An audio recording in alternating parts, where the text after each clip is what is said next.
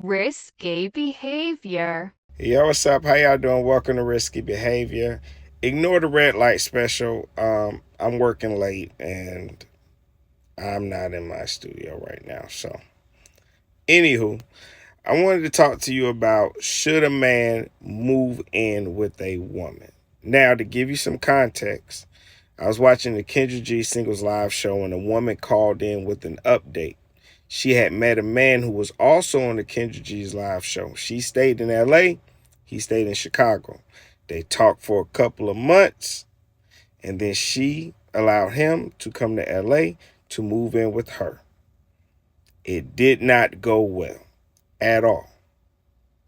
However, when I was watching the show, I found out that when he was on the Kendra G's show, he was actually living in his mom's basement.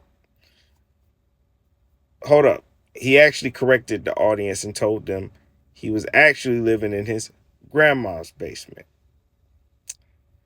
And I started thinking about societal norms, how most women actually expect for a man to provide and to protect. This is understandable, and I'm not against this at all. And it got me thinking to myself, should a man move in with a woman?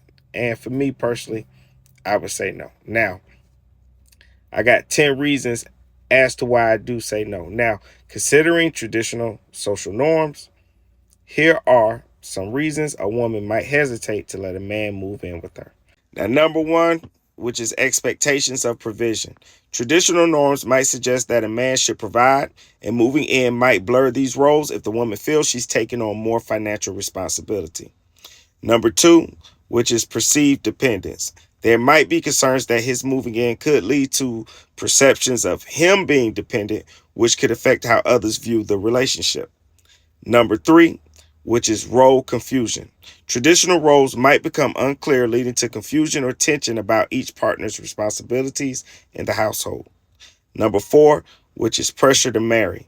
Cohabitation might lead to societal pressure to formalize the relationship through marriage before both are ready. And that's something to consider no matter who's moving in with who. You want to be intentional about what y'all want out of the relationship before you cohabitate, because that will sometimes just confuse things if you haven't figured that out beforehand. Number five, which is judgment from others. Friends or family might hold traditional views and express judgment or disapproval, adding stress to your relationship. Number six, which is security concerns. She might feel that her home, her personal sanctuary, is compromised if she's expected to be the provider of the living space. Number seven, which is independence concerns. Traditional norms often emphasize a woman's independence, and she might feel she's given up some of that sharing her space. Number eight, which is gender role expectations. There might be societal expectations for the man to establish himself independently before cohabitating to demonstrate his ability to provide. I totally agree with this. I think before a man becomes a husband, he should be in some way already living his life as such. Number nine, which is long-term commitment.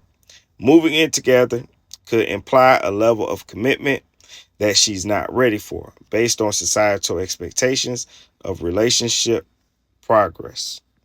And that's going to be even more confusing with a man moving in with a woman.